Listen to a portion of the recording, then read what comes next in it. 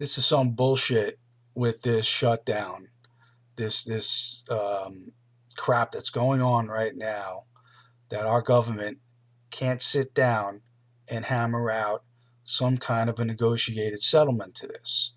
It just doesn't make sense to any normal person.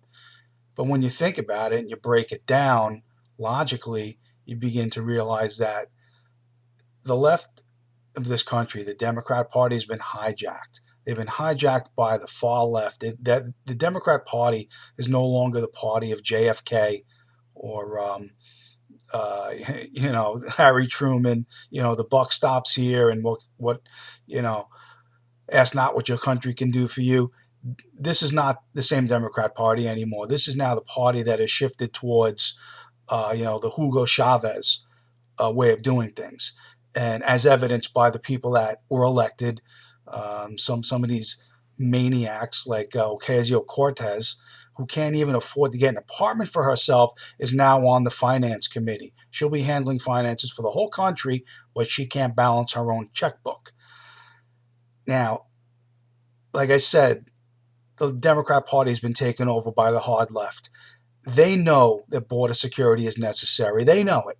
They voted in favor of it many times in the past.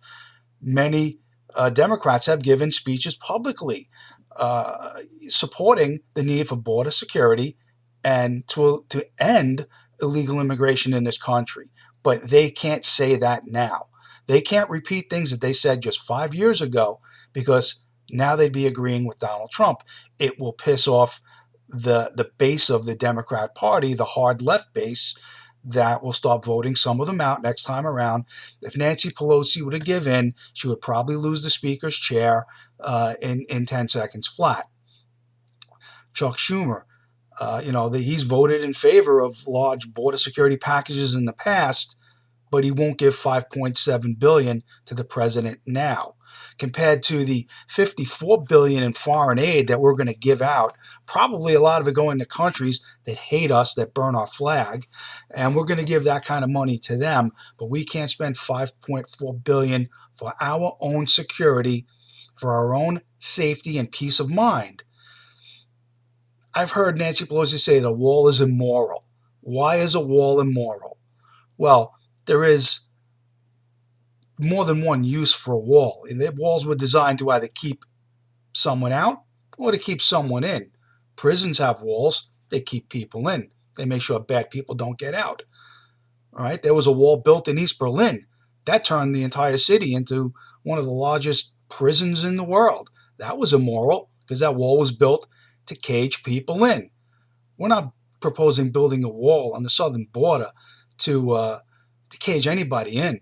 I mean, it's certainly not logical in any sense to think that Americans won't be able to get out of their country if a wall is built, or that Mexicans couldn't get out of their country if a wall was built. That wall is being proposed to be built strictly to keep trespassers out. And we're not saying get out, stay out, never come back. What we're saying is if you want to come in, knock on the door. Walk along the wall a couple of miles, find a port of entry, sit down with an agent or a caseworker or whatever it is that you need, and fill out some paperwork and come in here legally and lawfully, the way so many people did before you. This notion from coming out of Latin America that you're entitled, that you have this right to come here without any preconditions, to just walk across our border without having a passport or a visa or a work permit to come here, and as soon as you set foot on our ground, we're supposed to take care of you from cradle to grave and your children too?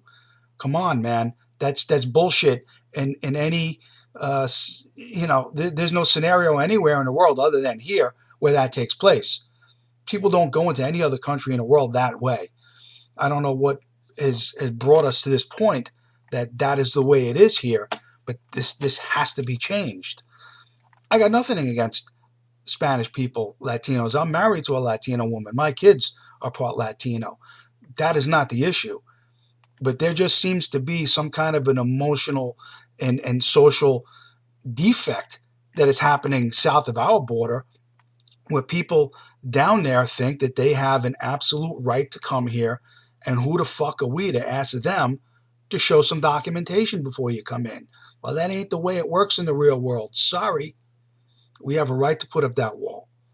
We have a right to secure our border, and we have a right to expect people to come here lawfully and legally, legitimately, and to have a work permit, and to ensure that people coming in are properly vetted, that they're not criminals, they're not mental patients, that they don't have gang affiliations, that they're not drug traffickers, that they're not human traffickers. And that's another thing. I can't understand how opposed Democrats are to having any kind of enforcement at the border, when probably one of the ugliest things that's coming out of this is human trafficking. Come on, all these unaccompanied minors that are coming into this country, how the hell is that normal? I wouldn't even let my daughter take a bus to the shopping mall alone. And yet people south of the border, they're letting their kids travel across the Mexican frontier, either unaccompanied or in the hands of strangers. How fucked up is that? In this country, when you endanger the life of your child, Child Protective Services comes to see you. They do an investigation, and if they determine that your child is endangered, they take your kid from you. And people are so pissed off about kids being separated from their parents at the border. If you dragged a kid from Honduras to Mexico and made that kid walk with you in the open air without sufficient food, water, shelter, sanitation, you are abusing that kid, and we're doing that kid a favor by taking him away from you. I know this might piss some people off, but I'm sorry. That's just normal behavior. In this country, you endanger a child, somebody has to get involved and look after the well-being of that child. If only for that reason, we need to put up border security and border fencing, border walls, whatever you're going to call it, to stop these flows of thousands of people that are just walking across our border who think it'll be easier to get in if they're dragging a kid along with them. How do you know how many of those people have children that are really theirs? How many of those kids are being abused along the way? How many women get raped along the way? How many of them get robbed along the way? It's these caravans are just an abomination. They're a disgrace. They're just, there's no excuse for them.